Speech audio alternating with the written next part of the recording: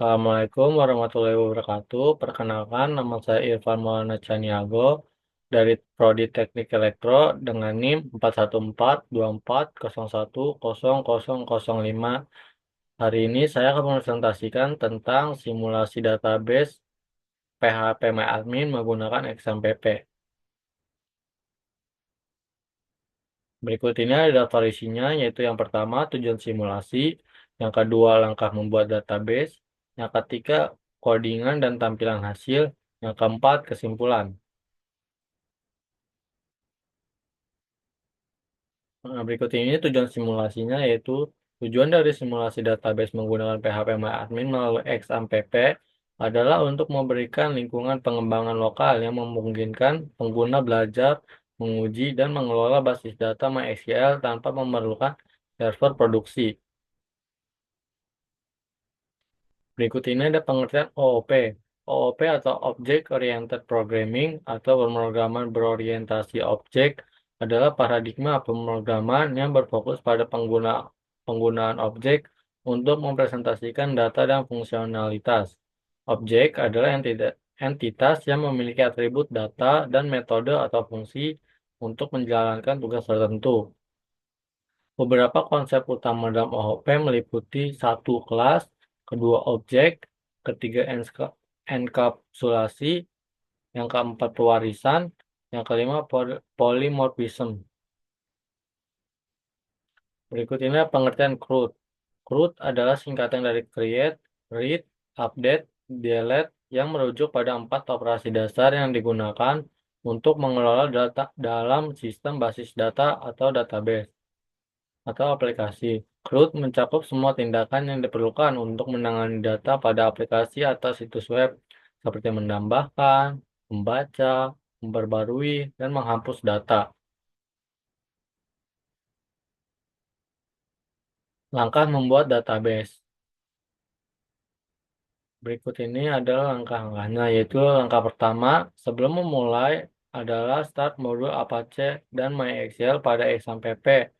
Fungsinya adalah Apache sebagai server HTTP atau web server yang menangani permintaan HTTP dari browser.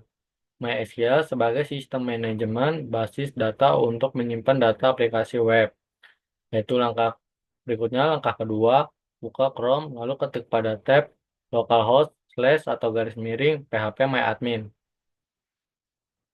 Nah, berikutnya adalah langkah ketiga, yaitu klik icon rumah atau home, lalu pergi ke kolom SQL, ketik pada kolom SQL tersebut seperti create table atau alter table. Nah, ketika kalian sudah selesai mengetiknya, kalian klik tombol Go.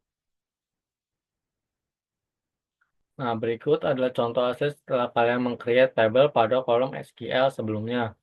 Di gambar kiri, itu ada create table produk yang terdiri dari barang, deskripsi, material, ukuran, harga, stok, dan image. Yang kanan berisi nama pemesan, barang, jumlah, dan total harga. Berikut codingan dan tampilan hasilnya.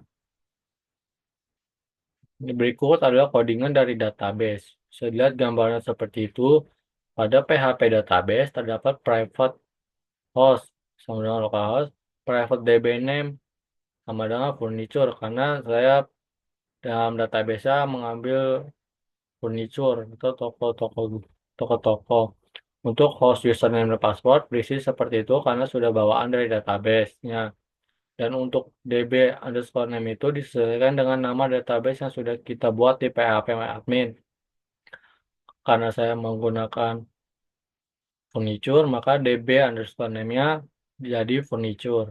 Dan di bawahnya terdapat MySQL host, itu fungsinya untuk menghubungkan database yang sudah dibuat ke localhost garis miring PHP admin.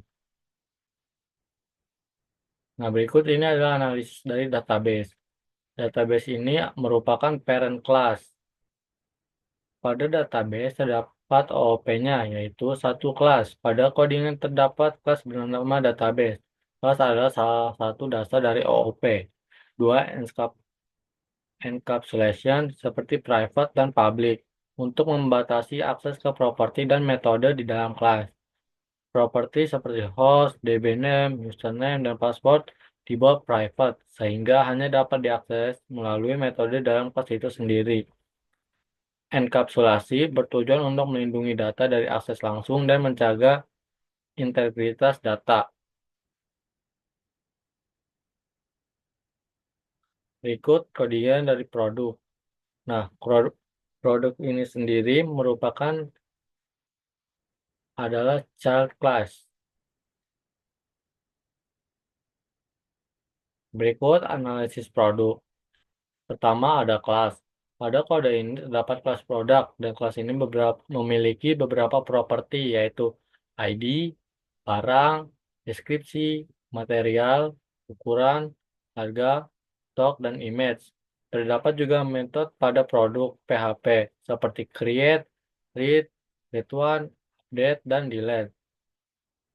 Pada form produk terdapat juga beberapa percabangan yaitu if dan else seperti pada codingan.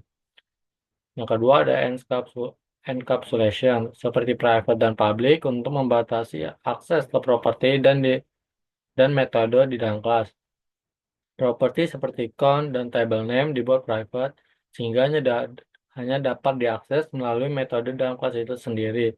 Dan ID, barang, deskripsi, material, ukuran, harga, stok, dan image dibuat public sehingga dapat diakses dari mana saja, baik dari dalam kelas itu sendiri, kelas turunan, maupun dari objek lain. Produk PHP di sini juga terdapat implementasi juga dari CRUD, yaitu update, digunakan untuk memperbarui data yang sudah ada di dalam sistem atau database. Berikut adalah codingan dari indeks.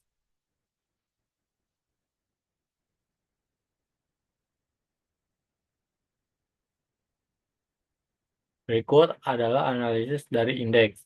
Indeks PHP di sini berfungsi sebagai halaman depan atau halaman utama yang pertama kali dilihat oleh pengunjung saat mengakses domain. Halaman ini biasanya menampilkan konten utama atau informasi pengantar. Terdapat bagian-bagian dari indeks seperti hit body dan tabel, dan juga terdapat font-font yang dipakai dan kode-kode warna yang digunakan pada tampilan halaman.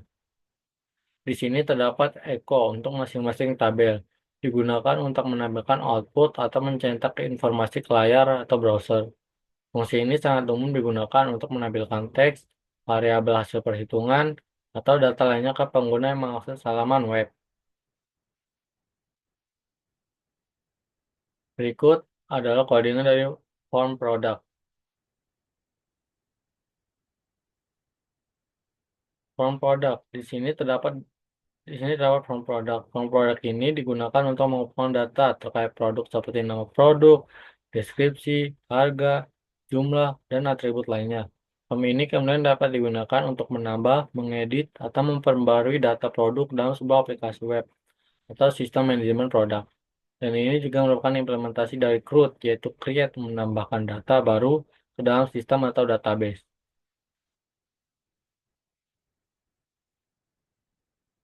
Nah, berikut ini adalah tampilan hasilnya. Bisa dilihat seperti itu tampilan hasilnya yang dimana dapat muncul gambar, nama barang, deskripsi teks, terus material yang digunakan pada produknya, ukuran, harga, stok, dan aksi. Ya, aksi itu digunakan untuk mengedit produk ataupun menghapus daftar produk. Nah, berikut adalah tampilan hasil lainnya, di mana ketika tadi di halaman pertama terdapat tombol tambah produk. Nah, ini ada menu di dalamnya tambah produk, yaitu bisa dilihat tuh seperti ada contohnya meja atau kursi kantor. Nah, kita dapat mengedit data-datanya di situ. Kita juga dapat mengupload gambarnya dari situ. Nah, berikutnya di gambar kanan bawahnya yaitu ada form pemesanan. Jadi, kalian tinggal sesuaiin aja kalian mau nama pemesannya siapa, barang yang dibeli apa, jumlah pesanannya mau berapa, dan total harga. Di bawah ada tabel hasil pemesanan. Bisa dilihat hasil seperti itu. Tabel tersebut juga dapat dihapus, jadi lebih mudah. Nah, berikut ini ada kesimpulannya. Satu, Pengembangan lokal yang efisien. Simulasi ini memungkinkan pengembang untuk membuat dan mengelola database secara lokal, memfasilitasi pengujian aplikasi web tanpa risiko merusak data di server produksi. 2. Antar muka pengguna yang lama. PHP admin menyediakan antarmuka grafis yang memudahkan pengguna, terutama pemula, untuk belajar dan melakukan manajemen database MySQL seperti membuat tabel dan menjalankan query. Yang ketiga, integrasi dengan aplikasi web. Proses ini mendukung penghubung antara aplikasi web dan database, memungkinkan pengembang untuk menguji fungsionalitas aplikasi secara langsung. Yang keempat, hemat biaya. XMPP adalah solusi gratis yang mengurangi kebutuhan investasi awal dalam infrastruktur server, ideal untuk individu atau tim kecil yang ingin mengembangkan aplikasi. Kelima, meningkatkan keterampilan. Dengan menggunakan XMPP dan PHP pengguna dapat meningkatkan keterampilan dalam pengelolaan database MySQL yang merupakan keterampilan penting dalam pengembangan web.